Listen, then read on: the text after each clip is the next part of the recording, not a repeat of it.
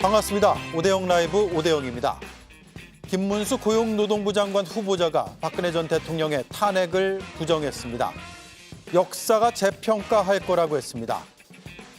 권익위 국장 사망에 대한 국회 현안 질의가 있었습니다. 윗선 탓이다, 야당 탓이다, 뚜렷한 답 없는 공방만 이어졌습니다. 먼저 이수진 앵커의 한 줄 뉴스를 전해드리고 본격적으로 시작하겠습니다. 김문수 고용노동부 장관 후보자의 청문회가 시작되기 전부터 곳곳에서 격한 말이 나왔습니다. 국회는 쓰레기 처리장이 아닙니다. 더 이상 오물폭탄 인사를 국회로 보내지 마십시오. 노동계에서도 까도 부적격이라는 반발이 나왔고 청문회장 앞에선 피켓 시위가 벌어졌습니다. 반노동, 혐오 막말, 김문수는 사퇴하라!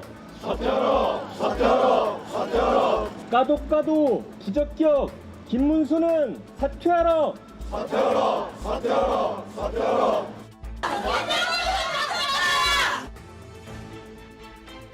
법원이 MBC 박문진의 차기 이사를 임명하는데 제동을 걸었습니다. 현직 박문진 이사들이 낸 집행정지 신청을 인용한 겁니다. 이에 따라 소송 결과가 나올 때까지 이진숙 위원장이 임명한 새 이사진은 취임할 수 없게 됐습니다. 윤석열 정부에서 임명한 강정의 국가보훈부 장관과 국민의힘 의원들 사이에 때 아닌 건국절 설전이 벌어졌습니다. 강 장관은 헌법을 존중하며 임시정부 법통을 계승한다고 말했지만 건국절 질문이 재차 이어졌습니다. 역사를 바라보는 시각은 다양한 의견과 시각이 존재하지 않겠어요? 건국일도 그렇고. 헌법 전문에서 대한민국은 3.1 운동으로 건립된 대한민국 임시정부의 법통을 계승한다고 문재인 대통령이 이 논란을 일으킨 거예요. 48년 대한민국 건국을 표면에 축소를 한 겁니다. 국가보훈부는 잠깐만요. 잠깐만요. 왜냐하면 이 부분에 대해서는 헌법을 존중해야 하고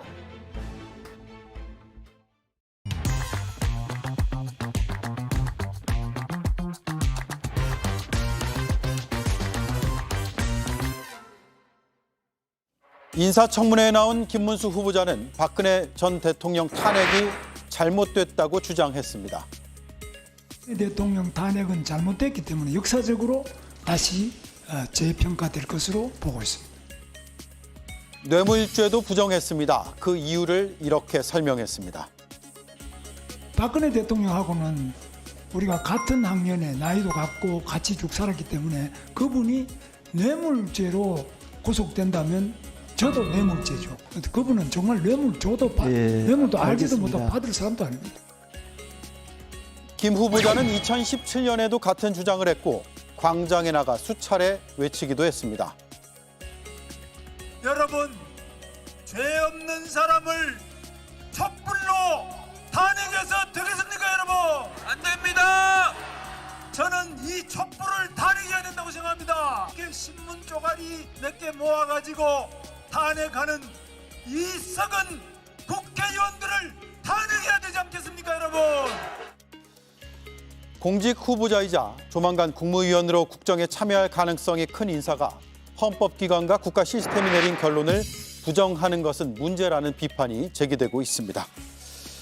네, 함께할 네 분 소개하겠습니다. 서영주 전 민주당 상근 부대변인, 오신환 전 국민의힘 의원, 김보엽 조국혁신당 수석대변인, 김성열 개혁신당 수석대변인 나와주셨습니다. 안녕하세요. 네, 안녕하세요. 네, 김문수 장관 후보자의 문제 발언 조금만 더 들어보겠습니다. 박근혜 대통령이 정경 유착을 했다 이렇게 저는 보지 않습니다. 그때 헌법재판소의 결정이 문제가 있었음에도 불구하고 제가 그 재판소 결정이기 때문에 인정한다고 말씀드렸고요. 그러나 거기에 대해서 제가 동의하고 그 하나하나 의원님 말씀하신 문구 하나하나를 동의한다고 말씀드릴 수는 없습니다. 네, 오신환 의원님. 네. 여러 기관에서 이미 확정한 사실을 부정하는 듯한 발언을 했거든요. 어떻게 봐야 됩니까? 오늘 지금도 진행 중인데요. 김문수 후보자의 인사청문회가 그 이전에 김문수 노동운동가로서 아니면 정치인으로서 아니면 경기도지사로서 또 지금 현재까지 굉장히 넓은 스펙트럼의 변화와 이념의 스펙트럼을 갖고 있는 것 같습니다.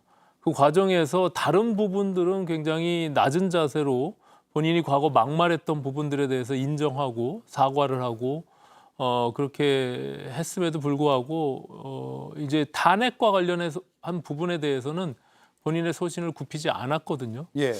저는 약간 좀 유감스러운 측면이 있습니다. 일단 그 다른 자리가 아닌 공직 후보자, 더군다나 장관 후보자의 인사청문회 자리이기 때문에 우리 대한민국의 헌법 질서 아니면 사법 시스템을 부정하는 듯한 그런 모습은 저는 썩 좋은 모습은 아니다 이렇게 판단을 했고요.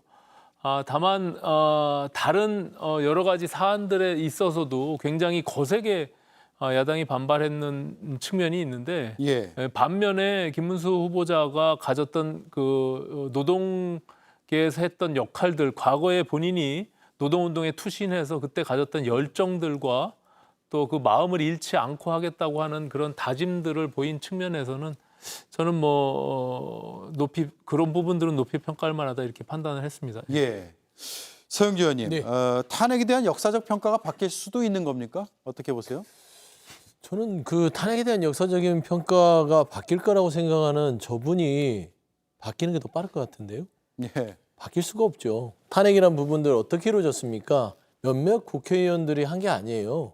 그때 촛불을 든 국민들이 수백만 명의 국민들이 만들어낸 탄핵 아니었습니까? 그걸 기억한다면 지금 국민들의 어떤 당시의 상황을 부정하는 것이고 결국에는 민심 자체를 거부한 거 아니에요. 예. 그래서 저는 지금 고용노동부 장관 후보자로서 이런 인식 굉장히 유감스러울 뿐더러 국민의힘 자체에서도 똑같은 생각을 갖고 있는지 탄핵의 강을 다시 들어가려고 하는 것인지 궁금하고요. 임명권자인 윤석열 대통령의 생각도 궁금합니다. 대통령 본인도 본인이 임명한 고용노동부 장관의 인식처럼 탄핵은 부적절했다. 네. 헌법재판소의 판단 이런 부분들에 대해서도 부정하는 게 아닌가. 저는 그 부분이 가장 먼저 대통령이 먼저 대답할 부분이지 저는 고용노동부 장관인 김문수 후보자 저는 그냥 극우 유튜버가 말하는 부분들을 청문회 자리를 빌어서 하는 수준이다. 평가의 가치도 없다 생각합니다. 예. 자, 윤석열 대통령이 그동안 한 인사 중에서 가장 잘한 인사라는 평가를 한 사람이 있습니다. 바로 아주 가까운 것으로 알려져 있는 정관훈 목사의 주장인데요. 이게 오늘 크게 부각이 됐습니다. 한번 들어보겠습니다. 지난 2년 동안 인사 중에 윤석열 대통령이 한 것이 제일 잘한 것 같아요. 장 차관은요, 싸워서 이기는 사람을 무조건 임명해요. 김문수를 총리로 임명을 해야 윤석열 대통령이 선거 임기 다 끝난 뒤에 3년 지난 뒤에 깜빵을 안 가요. 네, 김부엽 위원님. 예.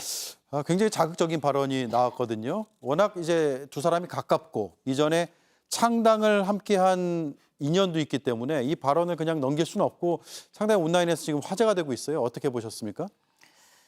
정광훈이라는 사람은 윤석열 대통령이 깜빵 갈 일을 많이 했다는 걸 알고 있는 것 같습니다.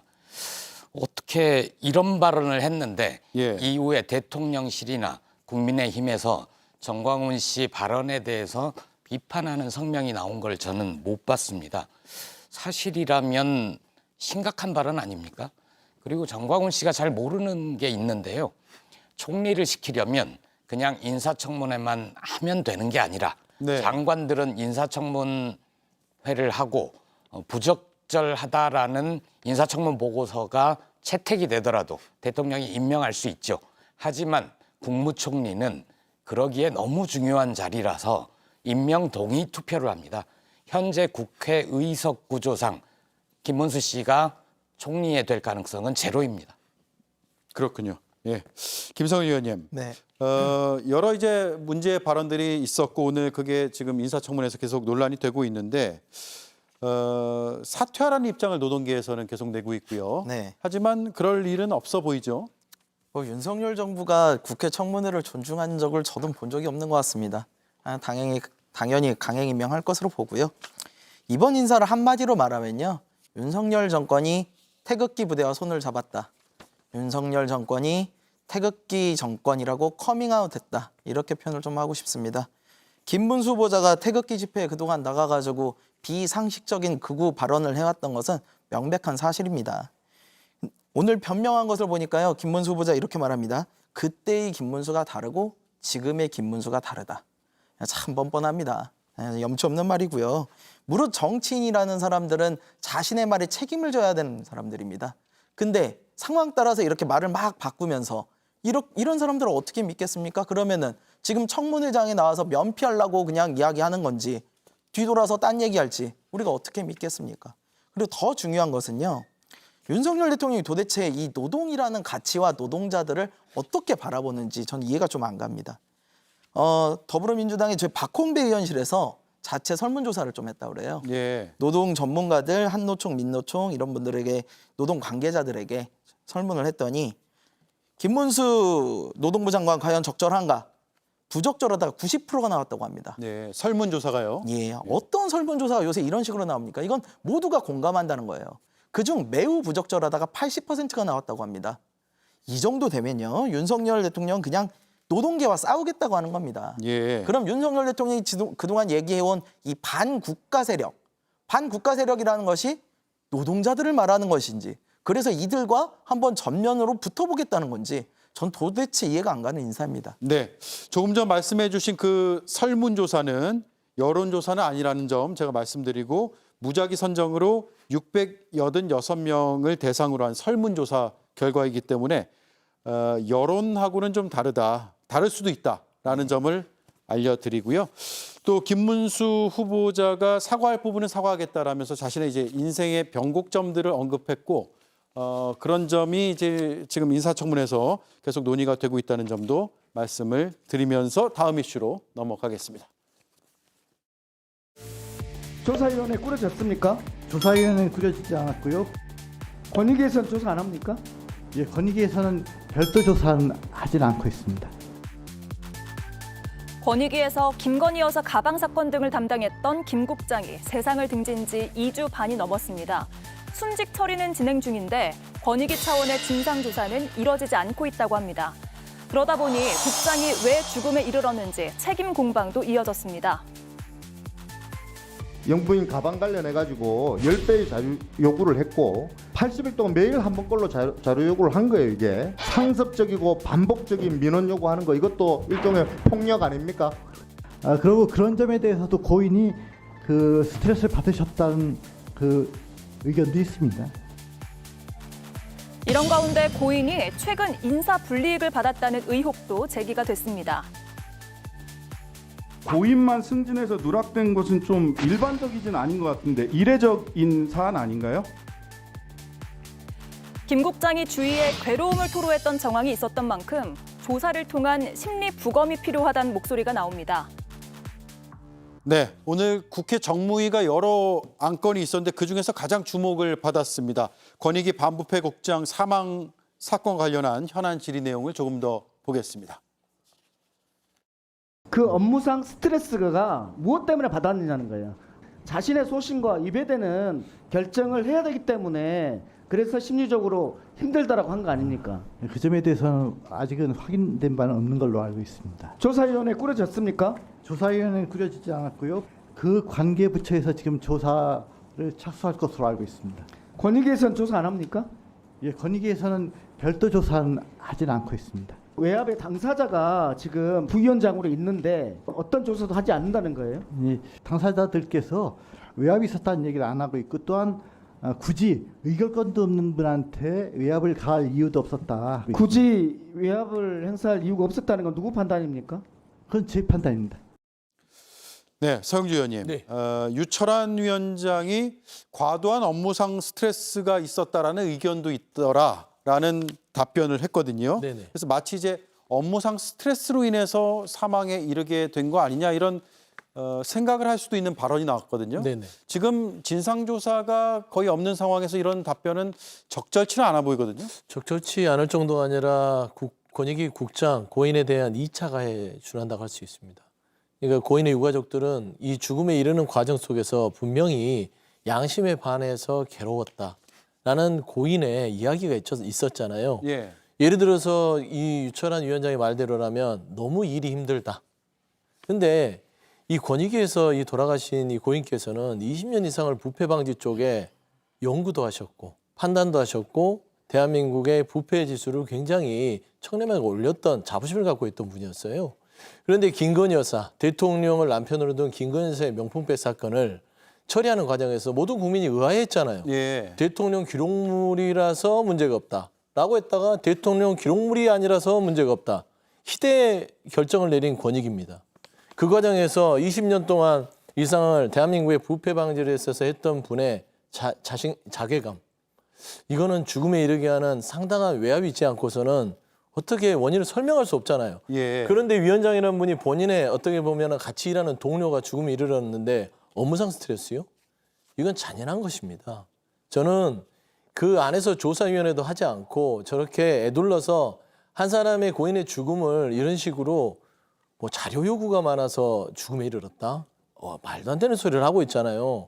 예를 들어서 지금 김건희 여사 명품백 관련된 사건이 아니라 예를 들어서 문재인 정부에 있어서 김정수 여사 관련된 사건으로 있어서 이런 일이 이르렀다면 저렇게 하겠습니까? 예. 그런 거예요. 그런 걸 다 떠나서 이 죽음에 대해서는 분명하게 입법부에서 밝혀야 됩니다. 국민의힘 의원들도 마찬가지고요. 예. 유철한 위원장도 저러는 거 아니다. 본인의 가족이면 저렇게 답을 하겠습니까? 네. 업무상 스트레스라뇨. 그거는 정말 너무나 잔인한 말이다. 예. 그런 말씀드립니다. 입법부에서 밝혀야 된다라는 생각도 들기도 하는데 동시에 지금 유족이 입장을 내고 있지 않아서 여러 추측들만을 가지고 여든 야든 이걸 계속 추정해 나가는 게 아닌가 이런 생각도 저는 오늘 보면서 들었는데 오신환 의원님 어떻게 보셨습니까? 그냥 이제 정치권이 지금 고인의 죽음 앞에 좀 겸허해질 필요가 있어요. 지금 그 뭐 각 진영에서 자기 해석을 통해 가지고 과하게 답을 정해놓고 가고 있는 지금의 상황이 오히려 고인과 유가족들에 대한 2차 가해가 되겠죠. 저도 이번에 그 지금 오늘 현안 질의 과정들을 좀 보면서 뭐 새로운 어떤 문제 제기도 하더라고요. 신장식 의원의 경우는 뭐 인사상 고위 공직자 고공단으로 가지 못했던 부분들을 압박을 했다라고 얘기까지 하는데 그것을 이제 그 제가 보니까 운영지원 과장과 인사계장이 그 전날 식사를 한 거 아니겠습니까? 고인과 예. 저녁에. 근데 전혀 그런 대화를 나눈 적이 없다라고 하는 것을 봐서는 그냥 단순한 제보를 가지고 괴담 형식으로 그것을 몰아가는 것은 저는 온당치 않다라고 보여지고요. 말씀하신 대로 지금 고인의 유서가 남겨져 있다고 하지 않습니까? 근데 유가족들이 명예회복과 그리고 순직 처리에 대한 부분들을 요구하고 있습니다.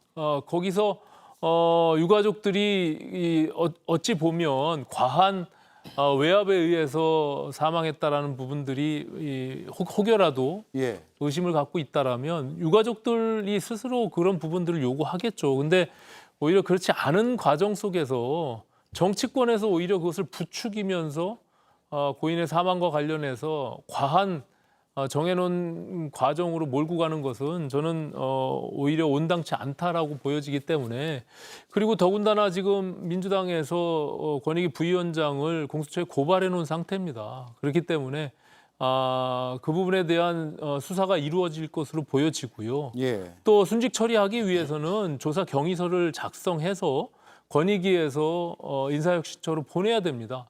그런 과정들이 진행되고 있으니까 그 결과들을 지켜보면 되는 것이지 저렇게 이미 각 당에서 정해놓은 부분들로 정쟁으로 일삼는 것은 고인의 명예를 오히려 실추시키는 부분이다. 저는 이렇게 생각하고 있습니다. 예, 김보엽 의원님. 앞서 이제 언급이 됐지만 신장식 의원이 여러 제보를 받은 것으로 보이고 그 제보 내용을 바탕으로 질의를 했는데 당에서도 이런 제보가 많이 접수되고 있습니까?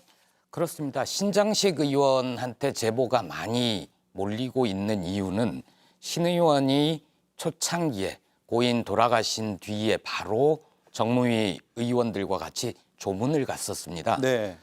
그런데 권익위 직원들이 지금 유족들이 개인적인 관계가 있지 않는 분들은 조문을 받지 않고 있다라고 거짓말을 했죠. 그래서 그때 갔던 의원들 중에 딱 한 분이라도 그럼 가서 인사라도 드리겠다 했더니 다들 오시라 조문하고 그리고 얘기하는 과정에서 유족이 명예 회복을 바란다. 진상조사가 필요하다. 이런 의사를 밝혔고요. 유족이 그런 예, 입장을 밝혔다. 그렇습니다. 예. 신장식 의원이 받은 제보 중에 하나는 그 고인이 돌아가시기 전날 8월 7일 인사개장 운영지원 과장이 고인에게 좌천성 인사이동을 예고를 해서 예. 그것 때문에 항의, 고성이 있었다. 이런 내용이었고요. 그리고 정승윤 부위원장과의 갈등 얘기는 계속 나오지 않았습니까? 이 국장께서는 계속 수사기관 이첩을 주장을 했고 또 당사자 이해관계가 있는 분들은 위원들이 이 안건 심의할 때 회피해야 된다. 그리고 직접 대면 조사도 필요하다. 네. 이런 주장을 했습니다. 그러니까 이런 내용이 불편한 정승윤 부위원장은 그 자리에서 빼내고 싶었겠죠. 그런 제보가 있었다는 사실 하나와 좀 민감한 얘기지만 그 유서 외에도 휴대전화가 있지 않겠습니까? 예. 제가 받은 제보 중에는 이 내용이 이미 다 저장이 돼 있다. 이걸 가지고 장난친다면 그 내용들을 하나씩 공개할 수 있다. 누가 공개를 하는 거죠? 그 전화기를 가지고 있는 쪽에서 그런 얘기를 들었습니다. 예. 그러니까 이 조사를 하면서 왜곡할 생각을 하지 말아라. 유족 쪽에서는 그런 경고를 하는 겁니다. 아, 그래요? 알겠습니다.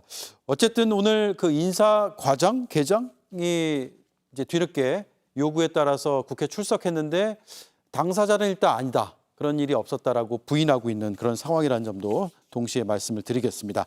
반면에 이제 국민의힘에서는 민주당 등 야권에서 자료 요구를 많이 했기 때문에 스트레스를 줬고 책임이 없는 것이 아니다라고 되묻고 있습니다. 한번 들어보시죠. 가방, 백 관련해가지고 우리 국민의힘에서는 8차례, 민주당에서 80회를 했더라고요. 단순 계산이지만 80일 동안 매일 한 번꼴로 자료 요구를 한 거예요. 이게 상습적이고 반복적인 민원 요구하는 거, 이것도 일종의 폭력 아닙니까? 그걸로 인해서 업무가 과도해지고 스트레스를 받은 것도 사실입니다. 제가 보기에는 공무원에 대한 악성 민원뿐만 아니라 악성 갑질, 폭언, 막말에 대해서도 실태 조사를 해볼 필요가 있다라는 얘기를 하고 싶은 거예요. 그리고 그런 점에 대해서도 고인이 그 스트레스를 받으셨다는 그 의견도 있습니다. 권익위 위원장님 생각은 지금 악성 민원 때문에 고인이 돌아가셨다고 생각하는 겁니까? 그건 일리가 있다고 말씀드렸지. 그게 전부의 그렇게 원인이라는 만일 악성 민원 때문에 고인이 돌아가셨다 이렇게 되게 되면은 고인에 대한 모욕이 되는 거예요. 모욕. 답변을 하실 때 신중하게 하셔야죠. 김성일 의원님, 네. 유철원 위원장의 답변이 좀 오락가락하는 느낌도 있어요. 네, 그렇습니다. 지금 무리한 자료 요구로 이렇게 업무 스트레스를 받아서 돌아가셨다. 이건 고인에 대한 분명 모욕이고요. 그다음에 진짜 아닌 밤중에 홍두깨 같은 소리입니다. 저희 이제 국회에서 저도 보좌관 생활을 10수년을 했는데요. 국감 때가 되면은 수많은 자료 요구들이 쏟아집니다. 지금 좀 전에 뭐 80차례다 그랬지만요. 사실은 그 여러 의원실들이 중복해서 이제 질문을 하는 경우가 많기 때문에 그렇게까지 많지는 않습니다. 그리고 네. 이분이 10수년간 이 공무원 생활을 해오셨는데 이것 때문에 스트레스를 받아서 돌아가셨다? 쉽사리 이해가는 일은 분명히 아니죠. 제가 경험했을 때 공무원들이 가장 스트레스를 받았던 것은 박근혜 정부의 국정농단 때였어요. 그때 이제 국회에서는 여러 가지 자료를 많이 요구를 했죠. 근데 당시의 정권이었던 박근혜 청와대에서는 그 자료들을 못 주게 하고 막 파기하고 그랬단 말이죠. 그래서 그때 위에 상부의 압력에 의해 가지고 제대로 제출을 안 했던 분들이 결국 다 감옥에 가셨어요. 예. 그래서 얼마 전에 나오시고 그러셨거든요. 그런 분들을 보면서 지금의 공무원들은 이 부분에 엄청난 스트레스를 받을 거예요. 국회에서 증언 감정 등에 관한 법률에 따라 가지고 법적으로 자료 요구를 하는 것에 대해서 응하지 않으면 자기가 처벌을 받거든요. 근데 자신의 상급기관 또는 외부에서 못 주게 할 경우 이분은 이도 저도 못하는 상황이 되는 거거든요. 이럴 때 공무원들이 정말 많은 스트레스를 받습니다. 그래서 저는 이거에 관련해 가지고 이 고위공직자 명품백, 고위공직자 부인이 명품백을 받아도 아무런 문제가 없다라는 이 비상식적인 결정을 하는 과정에서 예. 이 애초부터 한 개인의 양심의 자유를 짓밟았던 어떠한 상급기관이나 외부의 압력이 있지는 않았을까? 심각하게 의심이 되는 상황이고요. 이 부분에 대해서는 진상조사를 철저히 해야만 한다. 그렇게 생각합니다. 네.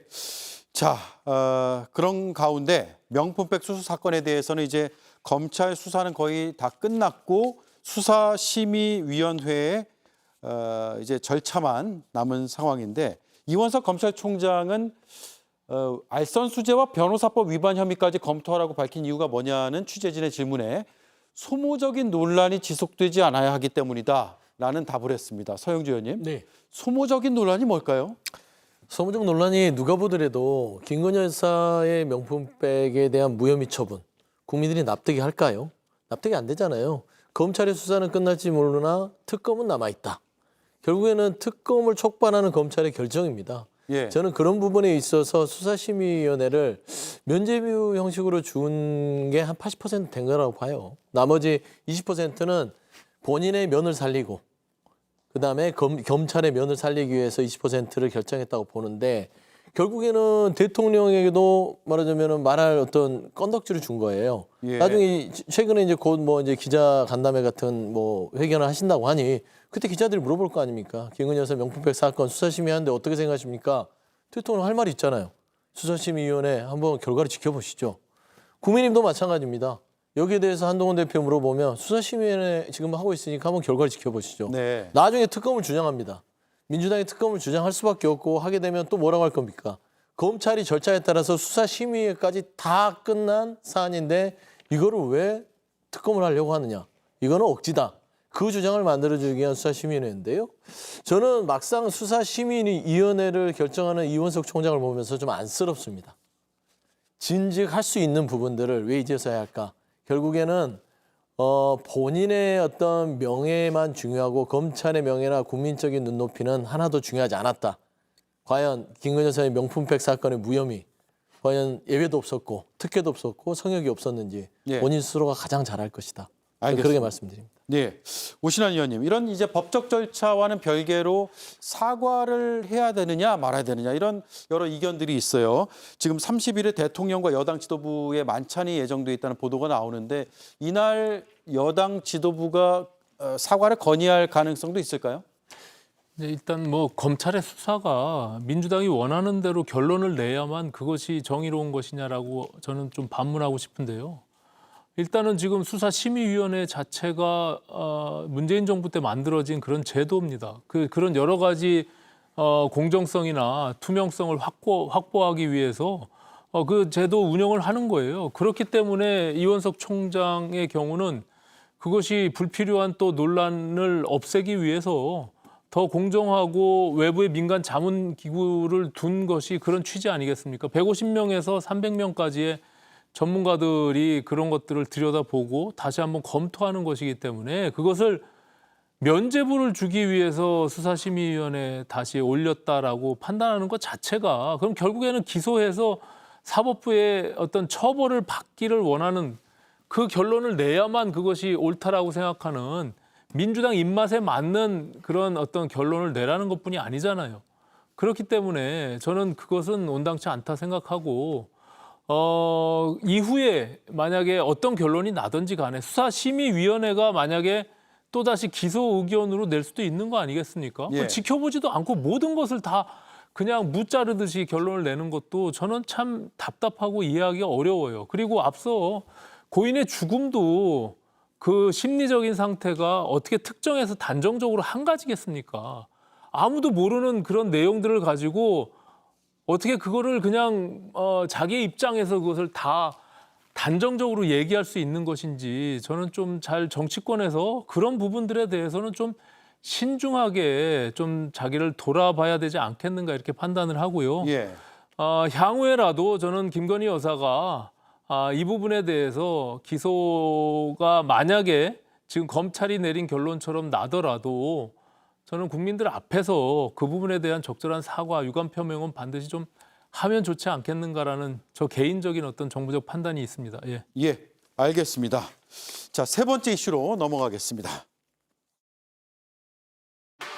한쪽에서는 친일파들이 득세하고 한쪽에서는 독도가 사라지고 있습니다.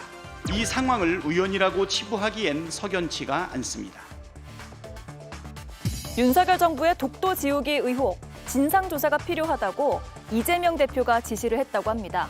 조사 단장은 사성 장군 출신 김병주 의원이 맡았습니다. 독도가 사라지고 있습니다. 지하철역에서도 전쟁 기념관에서도 독도 조형물이 사라진 것입니다. 이러다 대한민국 지도에서도 독도가 사라지는 건 아닌지 매우 우려스럽습니다. 윤석열 정권은 독도마저 일본에 상납하려는 것입니까? 독도 지우기 논란, 대통령실은 괴담이라고 일축했습니다. 있지도 않는 독도 지우기를 왜 야당이 의심하는 것인지 저희를 묻고 싶습니다. 독도 철거물은 노후화됐기 때문에 새로운 독도 조형물을 설치할 계획입니다. 독도 지우기를 하려는 정부가 뭐하러 1년에 2번씩 독도 지키기 훈련을 하겠냐고 반박했습니다. 네, 서영조 의원님. 네. 독도 지우기 진상조사 특별위원회가 구성이 돼서 김병주 의원이 이제 위원장이 됐고요. 병상에서 이재명 대표가 긴급 지시를 했다고 전해지고 있잖아요. 네네. 이게 어떤 그렇게 볼만한 뚜렷한 근거들이 있으니까 그럴 거 아니에요. 뭐가 있을까요? 그러니까 그동안 윤석열 정부가 보여준 역사인식에 대한 어떤 여러 가지의 평가겠죠. 패턴이 뭔가 조짐이 이상하다? 그런 느낌일 거예요. 예. 최근에 이제 강복절 경축식이 두동강이 났잖아요. 근데 그 전조가 뭐였냐면 우리가 기억할 수 있습니다. 홍범도 장군의 흉상을 육사에서 치우는 과정 속에서 임시정부와 강복군을 부정하는 게 아니냐 했는데 그게 이번에 광복절에 나타난 것이에요. 전조가 있는 겁니다. 그러니까 독도 지우기에 대한 우려를 표명하는 것도 비슷합니다. 네. 전조가 좀 이상하잖아요. 안국역에 있고 잠실역에 있는 독도 조형물을 이게 통행에 좀 방해가 된다 해서 치워요. 네. 그러면 통행에 방해 안 되는 곳에 옮기면 되잖아요. 왜 치우죠? 전쟁기념관에 있는 독도 조형물을 오래됐다고 낡았다고 치워요. 그러면 신상으로 리모델링해서 더 새롭게 조형물을 만들면 되지 않습니까? 그렇지 않습니까? 이게 더 상식적이고 납득이 되는데 일단 치웁니다. 이런 부분들이 또 이 독도에 대해서 손대는 거 아니야? 라는 안 좋은 조짐들이 보이기 때문에 네. 야당 입장에서는 주의를 주는 겁니다. 가만히 있어야 되나요? 그건 아닙니다. 누구나 국민들이 생각했을 때 상식적이지 못한 행동을 정부가 하고 특히나 윤석열 정부는요. 그 조짐이 현실화되는 그런 패턴을 보여왔습니다. 그렇기 때문에 이 독도마저 이 분쟁 지역으로 인정하거나 독도를 일본의 마음에 맡겨놓는 또 독도마저도 중요한 건 일본의 마음이 돼서는 안 된다는 입장에서 야당 대표로서는 병상에서 긴급 지시를 할 수밖에 없지 않았을까. 좀 그런 부분에서는 윤석열 정부가요. 야당의 이런 좀 이상스러운 조짐에 대한 어떤 비판에 대해서 잘 받아들이고 돌려놓으세요. 조형물. 그래서 통행에 좀 방해 안 되는 곳에 놓으시고 전쟁기념관도 새롭게 단장해서 조형물을 만들어 놓으면 이런 논란은 불식시킬 수 있다. 예. 좀 그런 제안을 드립니다. 네, 오늘 최고위원회, 민주당 최고위원회에서도 강도 높은 발언들이 나왔는데 박찬대 원내대표는 독도를 팔아넘기는 일이라는 우려도 나온다라는 얘기까지 했습니다. 일단 들어보겠습니다. 한쪽에서는 친일파들이 득세하고 한쪽에서는 독도가 사라지고 있습니다.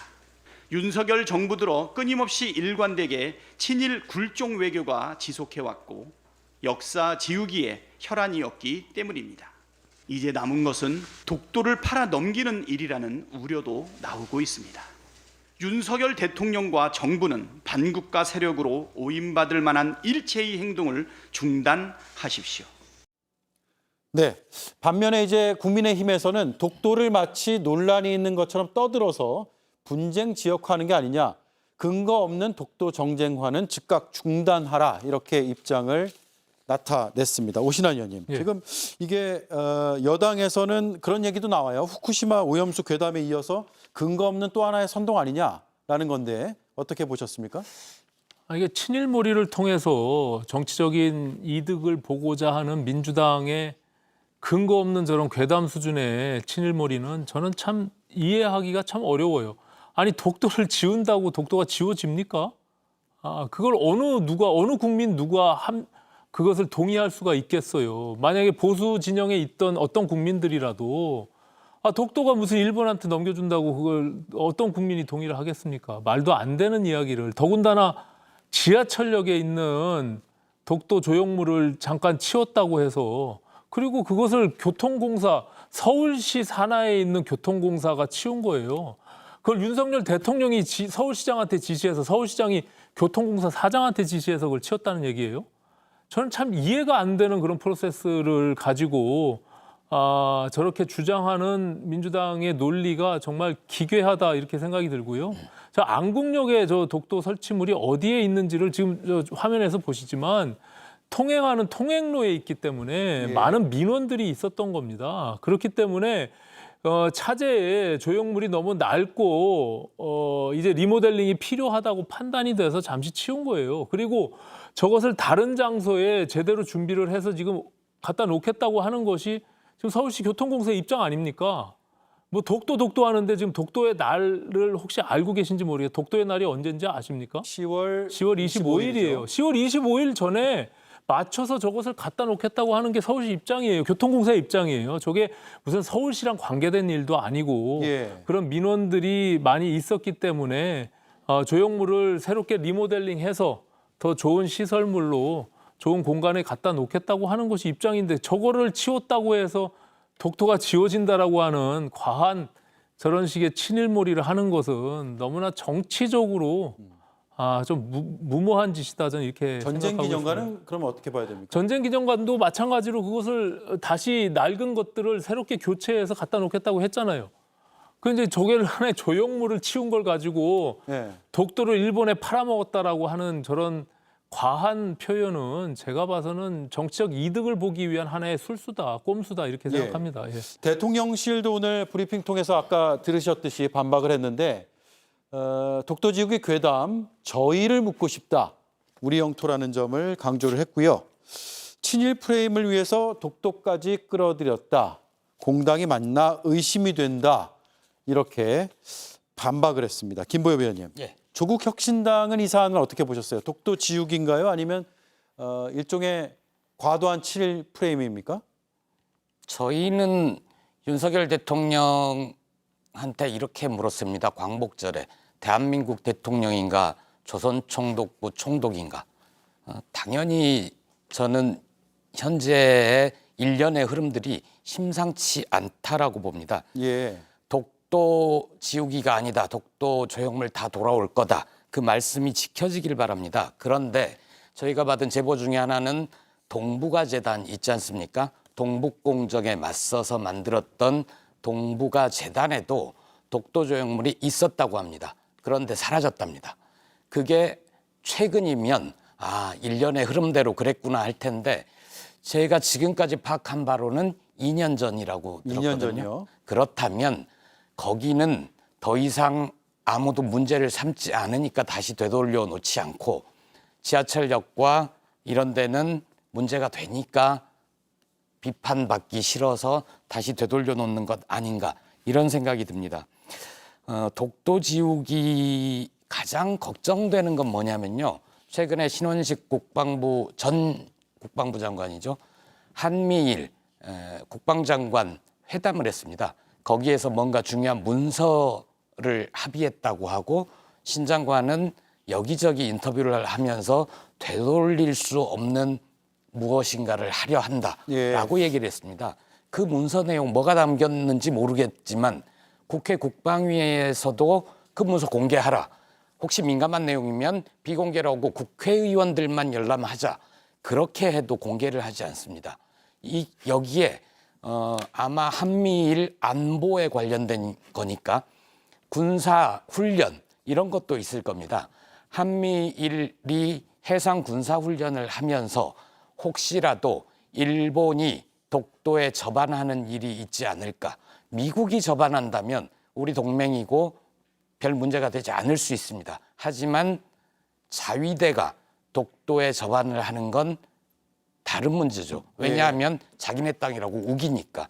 그래서 이런 것들이 진행되지 않을지 야당은 눈에 불을 켜고 지켜봐야 되는 겁니다. 개혁신당도 지금 눈에 불을 켜고 지켜보는 와중인가요? 그렇습니다. 근데 결이 조금 다릅니다. 저는 보수는 곧 친일이다. 이 명제에는 전혀 동의하지 않습니다. 그러나 뉴라이트가 친일이다라는 말에는 동의를 하려고 합니다. 자, 뉴라이트 보십시오. 위안부가 강제동원이 아니었다. 망언이 있었죠. 항일 독립투사들에게 좌익 공산 색깔 씌워서 매도하고 있습니다. 그다음에 식민지 생활로 인해서 우리나라 사람들 근대화되었다. 네. 자, 이런 거는 학문의 자유가 아니에요. 이런 건 학문의 자유가 아니고요. 독일이나 프랑스 같은 데서는 반민족 행위로 처벌받을 만한 말들입니다. 네. 이분들 친일도 아까워요. 일본을 숭상하는 숭일입니다. 그런 뉴라이트가 지금 윤석열 정권에 곳곳에 포진하고 있는 건 사실입니다.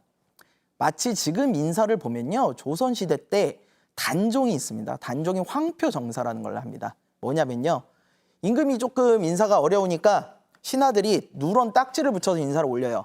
그럼 그걸 임금은 결제만 합니다. 그걸 황표정사라고 하는데 지금은 뉴라이트가 찍으면 그냥 다 되는 것 같아요. 인사가. 지금 김문수 지사도 마찬가지잖아요. 이런 거 보면은 뉴라이트표 황표정사가 이루어지고 있는 게 아닌가 이런 생각이 들고요. 제가 윤석열 정부와 국민의힘에 분명하게 말씀드립니다. 친일 프레임에서 벗어나고 싶으면요. 간단합니다. 뉴라이트와 손을 끊으시면 됩니다. 뉴라이트와 함께하는 보수에게는 결코 미래가 없다고 단언코 말씀드리겠습니다. 예. 자, 지금 후쿠시마 오염수 처리수라고 표현을 정부에서는 하지만 방류 1년이 됐습니다. 이제 그동안 민주당에서 이걸 위험하다라고 이제 부각을 했고 국민의힘은 그렇지 않다라고 반박을 해왔는데 지금 위험한 게 뭐가 있느냐?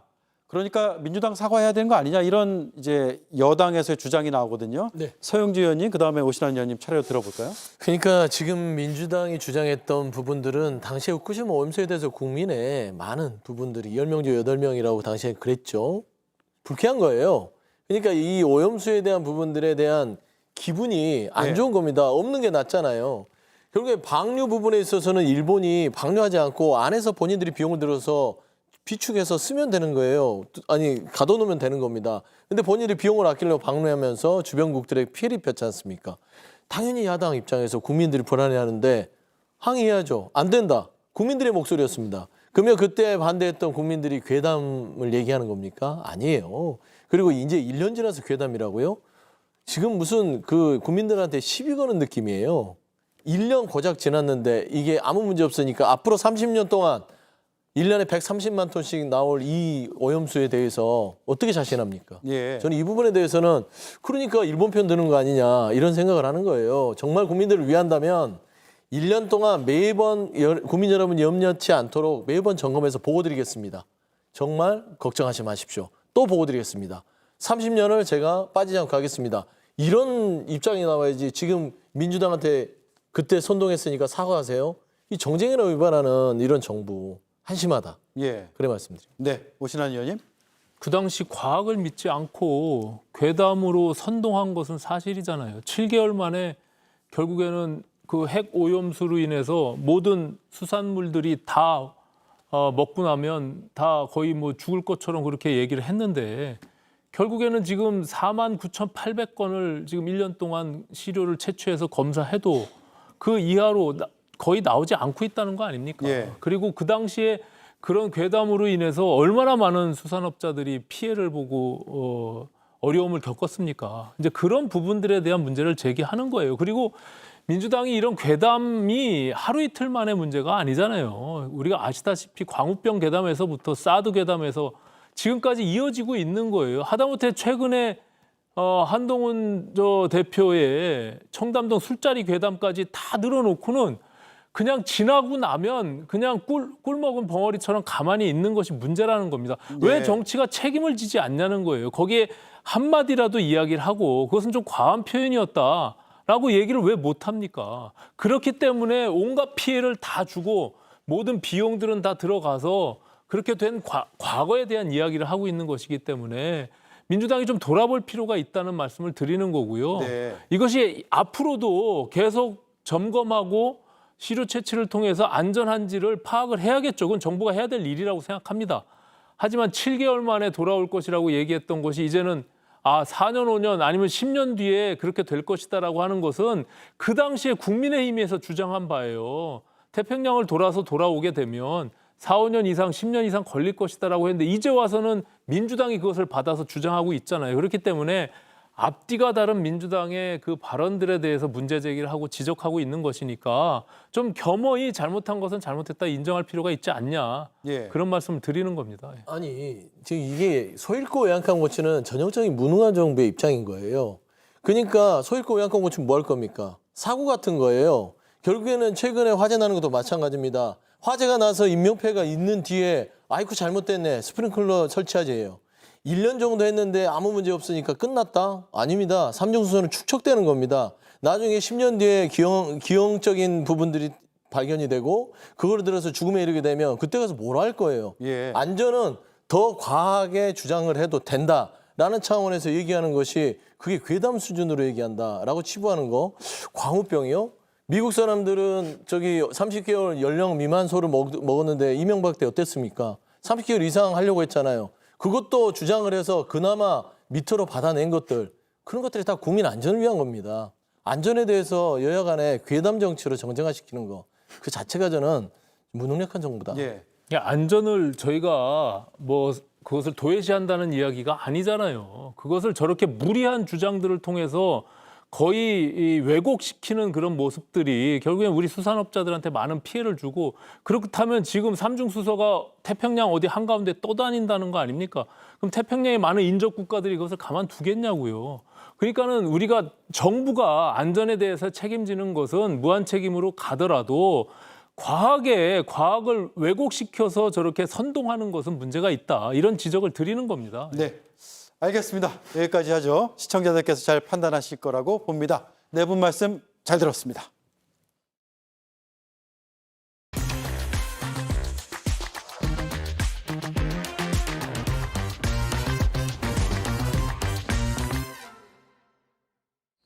조직을 간소화하고 효율성을 높이겠다고 했는데 오히려 운영비가 늘었습니다. 대통령실과 대통령 경호처 얘긴데요. 지난해 인건비만 1,000억 원을 넘겨 10년 내 최고치를 기록했는데 이게 더 늘어날 수도 있다고 합니다. 최종혁 기자입니다. 용산 대통령실과 대통령 경호처에서 지난해 집행한 인건비가 1,000억 원을 넘겼습니다. 차규근 조국혁신당 의원이 기획재정부로부터 제출받은 자료에 따르면 1,007억 5,400만 원으로 지난 10년 사이 가장 많습니다. 10년 전 2014년 박근혜 청와대 시절과 비교해 340억 원가량 늘었고 윤석열 대통령 취임 첫 해인 2022년 대비 약 6.8% 증가했습니다. 윤 대통령은 당선인 시절 집무실을 이전하고 동시에 수석 비서관은 절반으로 대통령실 인원도 30% 줄이겠다고 밝혔습니다. 대통령실 슬림화 이런 거를 좀 강조를 하셨는데 잘 안 들립니다. 대통령 슬림화를 주장을 하셨는데 네, 대통령 슬림화라는 건 물리적인 슬림화를 말씀하시는 건가요? 대통령실 규모와 관계없이 책임 총리 그리고 모든 각 부처 장관이 자신의 일의 완결성을 갖고 임하는 대통령 당선인의 철학은 예전이나 지금 일관됩니다. 이에 따라 윤석열 대통령실은 문재인 청와대의 3실장 8수석 체제에서 줄어든 2실장 5수석으로 출범했는데요. 작지만 민첩한 조직을 내세웠는데 인건비는 더 늘어난 셈입니다. 차규근 의원은 조직을 슬림화해 전략 조직으로 재편하겠다는 공약과 달리 대통령실 비대화가 입증됐다고 주장했습니다. 물건비, 이전 지출, 자산 취득 등을 모두 더한 운영 예산도 지난해 약 2,107억 4,900만 원으로 최근 10년 중 가장 많았습니다. 여기에다 지난해 윤 대통령은 연구개발 예산 삭감 논란 이후 정책실장과 과학기술수석을, 이어 민정수석과 저출생수석을 신설하면서 현재 대통령실은 청와대 시절과 같은 3실장 8수석 체제가 됐습니다.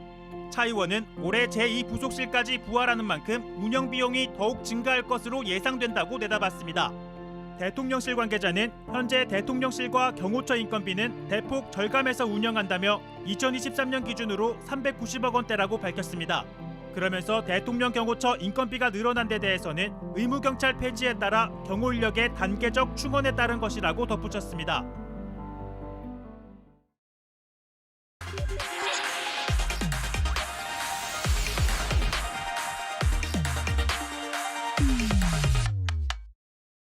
네, 오대영 라이브의 간판 코너 단도직입을 시작하겠습니다. 오늘은 국회 보건복지위원장을 맡고 있는 더불어민주당의 박주민 의원을 만나보겠습니다. 어서 오십시오. 네, 안녕하십니까. 한 2달 만에 뵙는데요. 네. 그 사이에 직함이 하나 더 늘었습니다. 네. 의료대란 대책특위위원장인데 이게 보건복지위원장이기 때문에 맡게 되는 거죠? 맞습니다. 예. 예.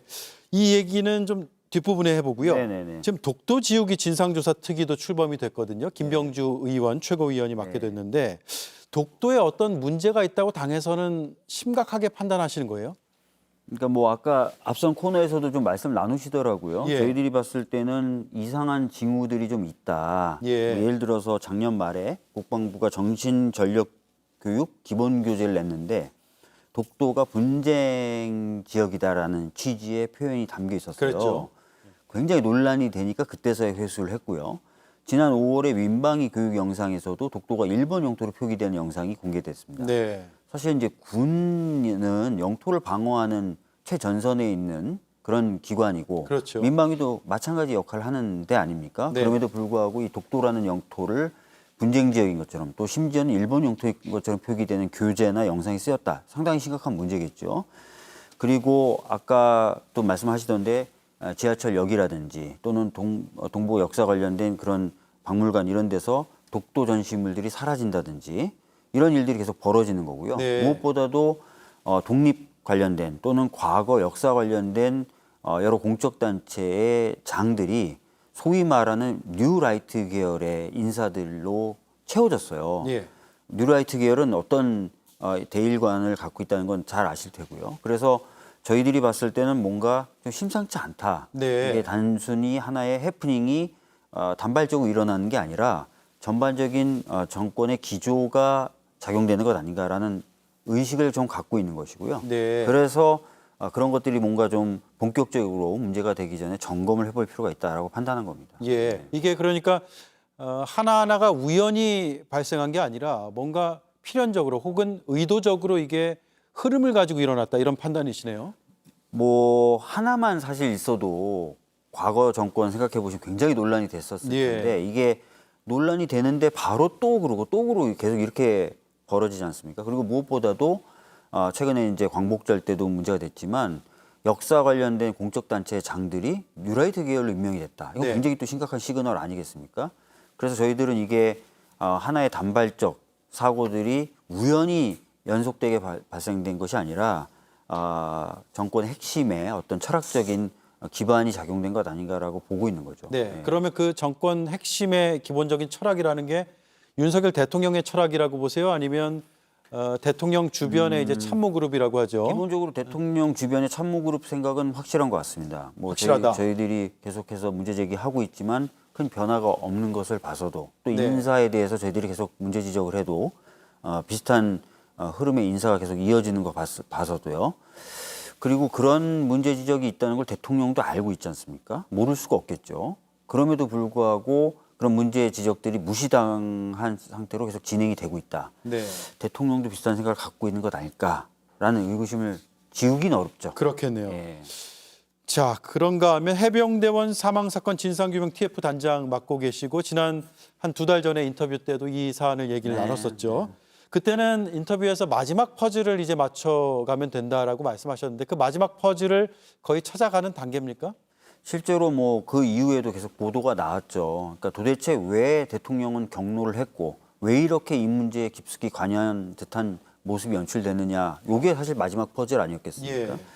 그런데 이제 아까도 말씀드렸던 것처럼 제가 그때 출연한 이후에도 여러 가지 사실이 특히 JTBC 등을 통해서 네. 많이 보도가 됐죠. 그때 출연하셨을 때는 대통령의 통화 기록이 나왔을 때였죠. 그 정도만 나왔을 때인데 이제 그 소위 말하는 카톡방 대화도 등장을 했고 그래서 사실 제가 봤을 때는 그때 이후로 상당히 많은 부분이 이미 드러났다. 네. 이거를 체계적으로 점검만 하면은 전모를 확인할 수 있다라고 보고 있습니다. 네, 공수처가 지금 수사하고 대통령의 통화 기록도 확보를 했는데 공수처 수사를 쭉 지켜보면 될까요? 아니면 그럼에도 특검을 최대한 빨리 해야 된다라는 생각이세요? 그러니까 이건 뭐 공수처의 공식 입장이 아니기 때문에 예. 저희들로서는 이게 뭐 공수처의 입장이다라고 말씀드리기는 어려운데요. 저도 뭐 듣는 얘기가 있지 않겠습니까? 얘기를 들어보면은 공수처가 수사 의지가 있고 현재도 그 수사 의지가 유지되고 있는 건 맞습니다만 본인들이 이 많은 방대한 자료를 얼기설기 다 엮어가지고 수사를 마무리하기에는 어려울 것 같다는 얘기들이 들려오고. 인력이나 노하우 측면에서도 그렇겠네요. 그렇습니다. 그리고 특히 지난번에도 아마 말씀드렸던 것 같은데 이 사건의 구조가 좀 특이해서요. 공수처가 수사를 마무리 지어도 기소를 못합니다. 그렇죠. 기소는 또 검찰한테 넘겨야 됩니다. 굉장히 불안전한 구조예요. 그렇기 때문에라도 공수처의 수사 결과를 기다려서 공수처의 최종 판단을 보는 것이 아니라 통일적으로 보고 통일적으로 판단할 수 있는, 그리고 이제 군검찰에도 가 있고 군사법원에도 진행되는 사건조차도 들여다볼 수 있는 예. 그런 구조가 좀 필요하다. 그래서 특검이 필요하다는 겁니다. 네. 한동훈 대표가 취임 전에는 이제 전당대회 출마할 때는 제3자 특검 얘기했고 그 뒤에는 아직까지는 뚜렷한 움직임이 안 보이는데 민주당에서 그러면 제3자 특검 발의하면 되는 거 아니냐, 수정 발의하라, 이런 입장이 오늘 또 새롭게 나왔거든요. 제3자가 하는 것은 박주민 의원은 동의하세요? 그 전에 한동훈 대표가 오늘 그렇게 급하면 민주당이 발의하라는 취지로 얘기했다 그러더라고요. 예. 참 말을 왜 이렇게 자꾸 바꾸는 건지. 본인이 분명히 이제 의지가 있는 것처럼 얘기했고 국민 눈높이에서 처리돼야 된다고 그렇게 얘기를 해왔던 사안인데 지금 와서는 이제 민주당이 발의를 해라라고 지금 얘기하고 있어요. 민주당이 발의하면 여러 가지 또 핑계를 대면서 또 안 받아들이겠죠. 예. 그래서 저는 이렇게 자꾸 여의도 사투리 쓰지 말고 본인이 안 쓰겠다고 했던 여의도 사투리 너무 심하게 쓰는 것 같은데 쓰지 말고 본인이 했던 말을 좀 지키는 네. 그런 정치인으로서의 모습을 좀 보여줬으면 좋겠다는 말씀을 먼저 드리겠고요. 제3자 추천 특검에 대해서 사실은 저도 그렇게 썩 달갑지는 않습니다. 저도. 그래서 거듭 인터뷰를 할 때마다 특히 제3자 추천이 가능하겠냐부터 시작해서 법리적으로도 좀 아쉬운 점, 부족한 점이 있다는 말씀을 드렸는데 네. 상황이 이제 2번이나 거부가 된 상황이고요. 그리고 시간은 계속 가고 있고 이런 상황에서 현실적인 부분을 고려하지는 않을 수는 없다라는 생각이 들고 제3자 추천 특검이라도 여러 가지 좀 장치가 붙어 있다면 가능한 부분도 있지 않겠는가 이렇게 현재는 보고 있습니다. 그렇군요. 네. 오늘 보건복지위 열렸습니다. 마치고 오시느라고 저희도 시간 맞춰 오실까 생각했는데 다행히 인터뷰를 하게 됐는데 이게 내일 모레 처리될 줄 알았거든요. 간호법이요. 네. 지금 이제 시점은 못 바꿀 수 없겠지만 지금 흐름대로 이제 처리가 되는 겁니까? 본회의에서? 저희가 분명히 이제 오늘 상임위에서도 말씀을 드렸고 상임위 전에 양당 간사가 저하고 같이 셋이 얘기하면서 얘기 나눌 때도 제가 분명히 약속한 게 있습니다. 예. 상당 부분 이견 접근한 상태예요. 물론 아직도 이견은 남아 있습니다. 그래서 이런 부분이 양당 차원에서 충분히 논의가 되면 좀 굉장히 유연하고 적극적으로 하겠다. 네. 28일 날 통과가 필요하고 만약에 28일 전에 충분히 논의가 되기만 하면 28일 오전에라도 제가 상임위 열겠다고 얘기했어요. 예. 그래서 쟁점 해소라는 부분에서 양당 간사에게 제가 적극적으로 논의해 줄 것을 부탁을 했고 그랬습니다. 근데 이상하게 보도는 마치 국민의힘에서 원포인트를 제안한 것처럼 제가 얘기한 거거든요. 예. 지금 보도가 대체로 국민의힘에서 제안했고 민주당에서 소극적인 걸로 제가 다 되면 제가 다 원포인트 제가 법사위도 계속 오랫동안 했기 때문에 예. 본회의 열린 상태에서 법사위도 해보고 제가 경험이 많아요. 그래서 막 걱정하더라고요. 법사위가 어떻게 이거 다 해봤으니까 걱정 없다라고 얘기하면서 제가 제안을 했었던 거고 그래서 그런 걱정하지 마시고 논의나 신속하게 응해 주셨으면 좋겠고 여기서 딱 하나만 좀 지적하고 싶은 게요. 오늘 제가 약간 짜증을 좀 냈는데 이 논의가 왜 이렇게 됐습니까? 원래 저희가 21대 때 통과시켰던 걸 대통령이 거부하지 않았습니까? 그랬죠. 그때 했으면 진작에 했으면 되는 거를 거부해놓고 지금 와서는 거부했던 거에 대한 유감 표명도 안 하잖아요. 근데 하여튼 저희는 그런 거 상관없이 필요한 부분들을 논의해 나가고 있고 의견이 좁혀지면 또 현장에서 작동할 만큼의 법안이 돼야 되잖아요. 네. 그 정도 되면 저희들은 유연하고 적극적으로 할 겁니다. 예. 시점은 언제인지는 모르겠으나 최대한 빨리 양당 간사가 합의가 적극적으로 이루어질 것으로 보인다라는 거네요. 그러니까 진작에 했으면 벌써 시행됐을 수도 있는데 그러니까요. 안타깝네요. 근데 마치 지금 와서는 민주당이 소극적인 것처럼 얘기해서 제가 오늘 하도 그러길래 제가 한마디 했죠.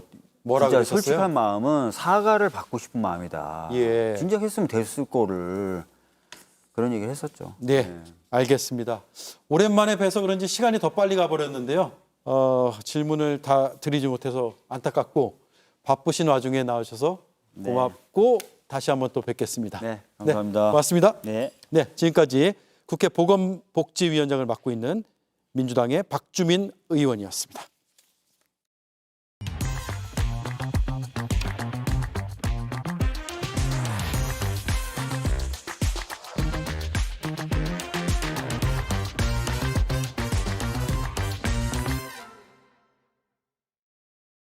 박근혜 대통령 탄핵은 잘못됐기 때문에 역사적으로 다시 재평가될 것으로 보고 있습니다. 곧 윤석열 정부의 국무위원이 될 분입니다. 놀랍습니다. 헌법기관인 국회와 헌법기관인 헌법재판소, 헌법기관인 법원이 했던 판단을 깡그리 무시하는 발언이 나왔기 때문입니다. 놀랍습니다. 태극기 집회 때와 달라진 게 전혀 없어 보이기 때문입니다. 놀랍습니다. 역사의 평가를 멋대로 바꿀 수 있다는 오만함이 보이기 때문입니다. 헌법과 역사를 대놓고 부정하는 이 모습, 역사를 왜곡해대는 일본의 행태와 뭐가 다릅니까? 앵커 한마디였습니다. 다 챙겨 먹기도 힘들다. 하루 한 포 간편한 메디콕. 요즘 이게 유행이래. 맞아, 나도 봤어. 나에게 콕 맞춘 메디콕. 어떤 걸 먹어야 할지 모르겠어. 맞춤형 건강기능식품 메디콕. 우리 모두 메디콕해. 완벽한 흰색은 일회용. 세탁할수록 펄 화이트로 다시 찐 화이트. 흰 옷이 되살아난다. 새 옷인가요? 아니, 펄했죠. 펄. 이거 바꾸려고 왔는데 이렇게 낡은 걸 가져오면 어떡해. 가치가 보존된다고 소문 났길래 평생 바꿔준다는 소리는 왜 해가지고 손만이 갈테. 부담없이 골라. 언제든 바꿔줄 테니까. 리니지 2M 신서버 에덴 그랜드 오픈. 교과서 클래스가 다르다. AI 클래스가 다르다. 초코 클래스가 다르다. 클래스가 다르지? 교육 노하우를 모두 담았으니까 미래엔 클래스가 다르다. 초딩 초코에. 오대영 라이브 마치겠습니다. 내일도 5시 30분에 뵙겠습니다. 고맙습니다.